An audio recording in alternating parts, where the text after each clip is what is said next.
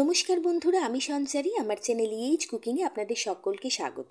আজকে নিয়ে এসেছি পাকা টমেটোর একটা চটপটা সবজির রেসিপি, যেটা খেতে খুব ভালো লাগে, খুবই সুস্বাদু লাগে, আর বানানোর পদ্ধতিটা অত্যন্ত সহজ। খুব সহজে কিন্তু এটা আপনারা বাড়িতে বানিয়ে ফেলতে পারবেন। তো এই সবজি বানানোর জন্য লাগবে পাকা টমেটো। আমি প্রায় 6-7টা পাকা টমেটো নিয়ে টমেটোগুলোকে ঘন কুচি কুচি করে প্রথমে ছোট ছোট টুকরো করে কেটে নিচ্ছি। এই টমেটোর সবজিটা বানাতে কিন্তু সময় ভীষণ কম লাগে। অনেক সময় কি হয় না, যে রাত্রে রুটির সাথে বা পরোটার সাথে কি তরকারি করব, যেটা খুব কম খাটুনিতে আমরা করে ফেলতে পারবো, কম সময় করে ফেলতে পারবো, এইরকম আমরা ভাবতে থাকি। তখন এরকম পাকা টমেটো বাড়িতে থাকলে কিন্তু ঝটপট এই সবজিটা একবার বানিয়ে নিতে পারেন, খেতে দারুণ লাগবে। তো টমেটোগুলো কাটা হয়ে যাওয়ার পরে গ্যাসের উপর বসিয়ে দিয়েছি একটা কড়াই, আর তার মধ্যে দিয়ে দিয়েছি 2 থেকে 3 চামচ পরিমাণ সর্ষের তেল। তেলটা গরম হয়ে যেতে এর মধ্যে দিয়ে দিচ্ছি অল্প একটু পরিমাণে সাদা জিরে, অল্প একটু পরিমাণে মেথি, আর অল্প একটু পরিমাণে সাদা সর্ষে। এবার তিনটে মশলাই যখন আস্তে আস্তে ভাজা হওয়া শুরু হয়ে যাবে, এর মধ্যে দিয়ে দিতে হবে শুকনো লঙ্কা, গোটা শুকনো লঙ্কা, আর বেশ কতগুলো কারি পাতা। কারি পাতা আর শুকনো লঙ্কা কিন্তু অবশ্যই দিতে হবে, তাতে এই সবজিটার ফ্লেভার খুব ভালো আসবে। এবার মশলাটা অল্প অল্প ভাজা ভাজা হয়ে গেছে। এর মধ্যে এবার দিয়ে দিচ্ছি আগে থেকে ঘন কুচি করে রাখা পেঁয়াজ। 6টা থেকে 7টা টমেটোর জন্য একটা বড় সাইজের পেঁয়াজ কিন্তু যথেষ্ট। পেঁয়াজটাকে ঘন কুচি করে কেটে রেখেছিলাম, তেলের মধ্যে দিয়ে নাড়াচাড়া করতে শুরু করলাম।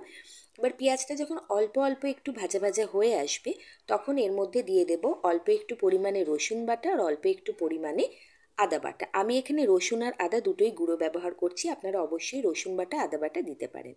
দিয়ে আবারও ভালো করে পেঁয়াজের সাথে মিশিয়ে নিচ্ছি, যাতে করে রসুন আর আদার যে কাঁচা গন্ধটা থাকে সেটা চলে যায়।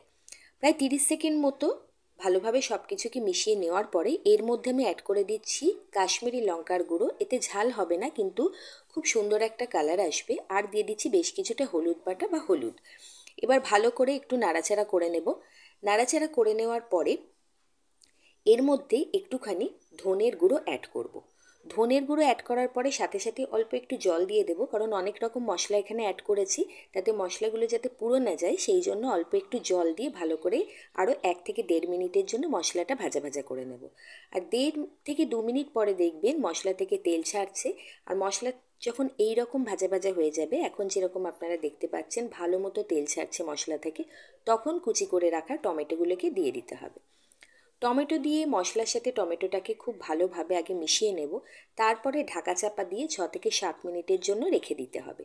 টমেটো প্যানে যাওয়ার সাথে সাথেই, কড়াইতে যাওয়ার সাথে সাথে টমেটোর থেকে জল বেরোনো শুরু হবে, আর সেই জলেই কিন্তু টমেটোটা ভালো মতো সিদ্ধ হয়ে যাবে এবং টমেটোটা একটু ঘাটা ঘাটা হয়ে যাবে। তো 6 থেকে 7 মিনিট পর ফিরে আসলাম। দেখুন টমেটোটা বেশ ভালো মতো মজে এসছে, ঘেটে ঘেটে গেছে। মধ্যে 1-2বার আমি টমেটোটাকে নাড়িয়ে দিয়েছিলাম ঢাকনা খুলে। এই অবস্থায় যখন টমেটোটা পৌঁছাবে, এর মধ্যে দিয়ে দিতে হবে নুন এবং চিনি।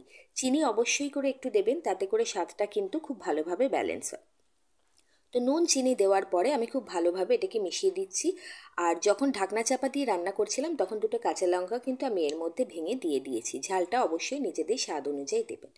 আরও 2 থেকে 3 মিনিট কষানোর পরে দেখুন এখন কিন্তু টমেটোর মধ্যে আর জল দেখা যাচ্ছে না, খানিকটা তেল তেল কিন্তু দেখা যাচ্ছে।